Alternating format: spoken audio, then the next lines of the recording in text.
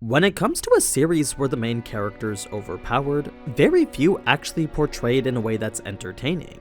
You have shows like the bargain bin isekai in which power is just magically granted, then it's after that every conflict becomes extremely trivialized. Sure, the character's strong and there's plenty of flexing, but when everything else literally doesn't matter because of it, that's when a power fantasy starts to become boring in my opinion. Then we have shows like Eminence in Shadows, Slime, and Overlord, where despite the character being the strongest or pretty much close to the strongest, there's all these other events going on that make that power a secondary element.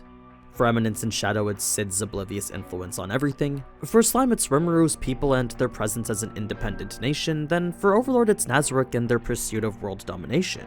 All things that are assisted by the main protagonist's overwhelming power, but at the end of the day, it's really just this complementary tool used to assist in the building of the plot, world, and characters.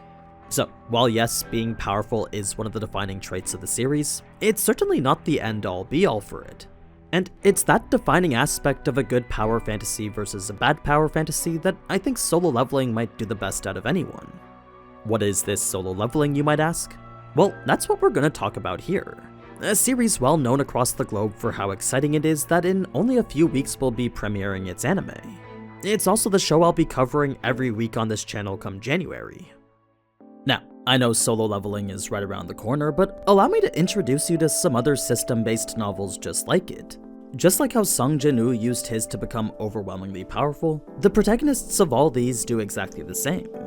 So, where can you read all these amazing novels? Well, with today's sponsor being Webnovel, all you gotta do is download their app and search for System.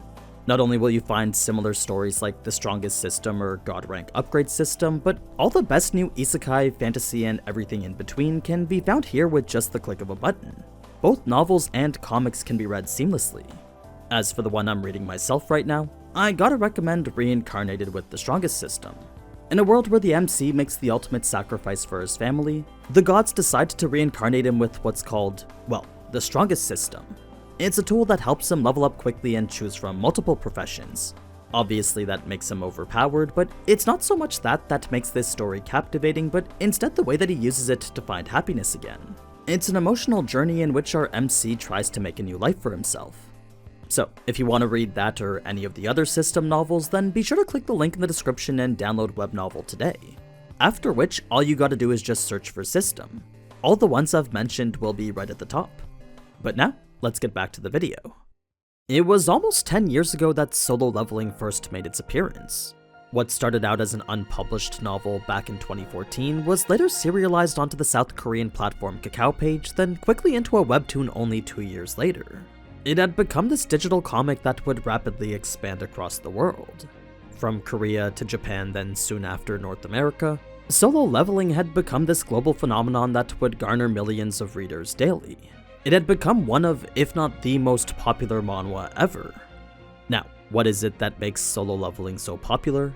Well, I don't think it's because it's a literary masterpiece that's perfect in every aspect, but what I do think is that it delivers on exactly what it sets out to do. We go in expecting the story of a guy who becomes stronger solo, and what we're given in return is a plot that progresses like butter, characters both relatable and understandable, then art that's some of the best I've ever seen in any medium. Combine this with an underdog story that has you rooting heavily for the protagonist, and what you get are the core ingredients to make just about any story successful. It's when we start looking at Solo Leveling through the lens of what makes it a power fantasy though, that's when we get to the elements that really make it shine. The progression of power is slow and methodic, the pacing quick and action intense, then the scale of conflict grows with respect to the level of power that the main character is at. It's like this exponential ramp in which you think he's reached his peak, then out of nowhere someone or something appears to prove otherwise. That's not to say those things are random or make no sense though, because the way one conflict flows into the next is actually quite smooth and fairly captivating. The story wastes no time going from, say, a dungeon to a raid, and even hints at potential upcoming conflicts while doing so. Each instance becomes more dangerous than the last, and it's as they happen that the main character becomes more powerful through them. So there's no point where our protagonist has suddenly become the strongest, because it's when you think he does that a new challenge arises to show that he hasn't. This is probably Solo Leveling's most enjoyable aspect as a whole, but it's before I touch more on how it's done that I think you should first know about the story now. I've said enough about why I think it's good in general, but it's about time we delve into some of the themes and concepts we're dealing with. So, unlike most power fantasies I'm sure we're familiar with, this is neither an isekai nor a medieval fantasy, but instead just the modern world with fantasy video game elements intertwined into it. Think dungeon-based encounters from Diablo, boss fights as intense and menacing as in Dark Souls, then a guild system as comprehensive as Final Fantasy XIV's. Top it all off with a billion-dollar global industry built around it like it's EVE Online, and that's pretty much solo leveling. So, it was about 10 years ago that portals known as gates would start appearing in the real world. These gates would connect to what's known as dungeons, and these dungeons would be areas of another dimension typically containing hordes of monsters and a major boss leading them. They were pockets of chaos that would only close once that major boss was defeated. If it wasn't, then after 7 days the dungeon would break and the monsters within would be set free into the real world. It's a simple concept in which the stakes are set right from the get-go. Clear the dungeons or let literal demons massacre civilians. Luckily, humans weren't left unequipped to deal with these dungeons because right around the time that they started appearing, so too did the existence of humans with powers. Magic, which wasn't thought to have existed before, suddenly started empowering people to the point that they could slay these monsters and demons. These people would soon become known as hunters, and depending on the level of power they were gifted with, a rank from E to S would be granted to indicate it. E of course being the weakest, and S being this catch-all for those whose power can't even be measured anymore. So, naturally our protagonist starts off at the E rank, but he's not just the weakest in terms of classification, he's quite literally the weakest hunter ever. So much so that you couldn't even consider him very much stronger than a normal person. The reason he still risks his life anyway is because his mother is sick and he needs the money to pay her medical bills. So, to him he has no choice but to do these raids. It's when he's on one that turns out to be harder than expected that both him and his party get wiped because of it. A double layer extending the dungeon beyond what it was thought to be takes him right to Anorlando where Sma and Ornstein are waiting for him. The fight goes just about as well as mine did, and it's right as the finishing blow is about to be delivered that a secret quest would reveal itself as completed, somehow saving Sung Jin-woo from his imminent demise and at the same time bringing him into the system which now allows him to level. Everything after seems like it's totally normal again, but it's this ability to level up that changes everything. Reason being that hunters aren't supposed to be able to get stronger. Once their power is gained, there's nothing more that can be done to change it. So, for Sung Jin-woo to be able to complete quests and subsequently gain XP, skills, and rewards, well, that's an ability that makes him quite the anomaly, eventually attracting the attention of guilds across the world and so on and so forth as he continually makes himself stronger. Now, leveling to become stronger definitely isn't a concept that we've never seen before, but what I think separates it from all the others is that slow methodical grind in which Sung Jin-woo becomes more powerful. He doesn't just magically become OP off-screen or through some brief montage of training, but is instead constantly growing with each quest he completes and every boss he defeats. We become personally invested in his growth as a character and are constantly anticipating what new heights he's gonna achieve next. The suspense doesn't just stop with that though, because this intriguing world of guilds and hunters brings with it a diverse cast of characters you can either root for or really despise a lot, both of which lead to these situations in which Sung Jin-woo can unveil his power in the most spectacular way possible.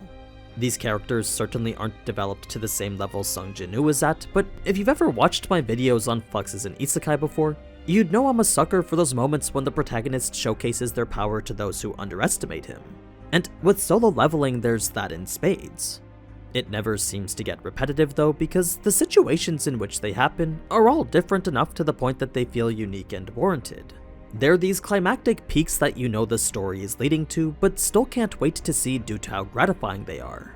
I won't spoil any of the situations in which they happen, but trust me when I say that they're some of the most satisfying flexes you'll ever have the pleasure of experiencing, a lot of which I'm excited to see finally get animated. I don't know if it's because of the slow grind he's taken that's led him up to this point, but there's no doubt that when he finally gets there, you'll know he's earned it because you've seen him work his ass off to do so.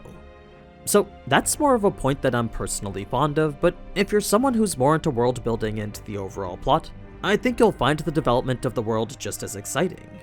We probably won't see too much of it in season 1 of the anime, but as the stakes get higher and Sung Jin-woo gets stronger, so too does the involvement of people and organizations from across the world. What starts off as a story isolated to Korea quickly expands into this global affair involving guilds and hunters worldwide.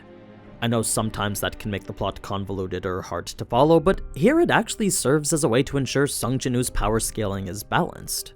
What I mean is that every time we think Sung Jin-woo has reached his peak, someone or something is introduced to raise the bar higher, bringing us back to that point that I'd mentioned earlier. There will always be a new target propelling him forward. He just completed a difficult raid? Cool, here's an even harder red gate with even stronger monsters. You just beat that? Nice, now you've got the attention of nation-level hunters. It's this constant expansion of the world around him, all of which is a direct result of the effort he's put in. It's almost like you yourself are unlocking parts of the world while reading, since you're pretty much with Sung Jin-woo every step of the leveling process. Now, I haven't even gotten started on Sung Jin-woo's epic powers, but that's something I feel you should discover for yourself in the anime. I could also praise the amazing art solo leveling is drawn with, but I'm sure the clips I've used here are more than enough to get my points across. So, what I'll talk about instead is what you could potentially expect from the anime coming out in January. Personally, my dream was for Ufotable to give this the animation it deserves, but I think A1 Pictures and Aniplex might be just as capable. Sure, we might not get animation as fluid as Demon Slayer or Fate, but I've never complained about the quality of SAO either. Combine this with a soundtrack done by the legendary Hiroyuki Sawano, and already that's two core components we know are going to be handled well. Where I do have a bit of hesitation though, is the speed at which they're going to adapt the story. Remember, the fast pacing is something I mentioned solo leveling does well in the manhwa, but I fear the condensed nature of anime might make that a little bit too quick. With the director and series compositor without notable anime for either position, it's hard to say how it is they may choose to adapt this since there aren't really any anime we can compare it to. The most I can do to figure out how the pacing may be is look at the scenes that we were shown in the trailers. There's a few characters here who don't show up till much later, so either solo leveling is getting a multi-core season, or we might actually be condensing the story even more than the webcomic does. Either way, I'm just super excited to see my favorite manhwa finally become an anime, and it's a show I'll be covering weekly regardless of how good or bad it is. I'm honestly just happy to watch my all-time favorite power fantasy. I'm sure plenty of you have read this as well, but if you haven't and are waiting for the anime, trust me when I say that you're in for a treat. This is honestly an isekai fanatic's fantasy.